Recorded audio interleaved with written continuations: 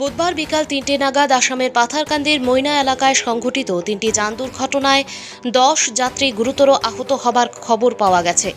ঘটনার বিবরণী প্রকাশ, এদিন পাথারকান্দি থেকে একটি যাত্রীবাহী ক্রুইজার বাহন শ্রীভূমির উদ্দেশ্যে যাবার পথে দুর্ঘটনাটি ঘটে। তখন বিপরীত দিক থেকে আসা একটি যাত্রী বোঝাই অটো ও যাত্রীবাহী অল্টো গাড়ির সাথে ক্রুইজার গাড়িটির অতর্কিতে সংঘর্ষ হলে তিনটি বাহনের চালক সহ ১০ যাত্রী গুরুতর আহত হন বলে খবর। এমন ঘটনার খোঁজ নেন জিপিএফ নেতা বজরুল হক।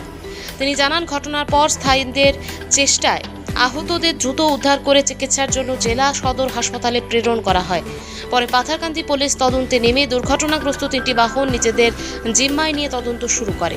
এই কাণ্ডে এই খবর সংগ্রহ পর্যন্ত আহতদের নাম ঠিকানা জানা যায়। কদমতলা থেকে ভানুচন্দ্রের রিপোর্ট। অ্যাক্সিডেন্ট হয়েছে তিনটা গাড়ি, ক্রুইজার, এল্টো, অটো।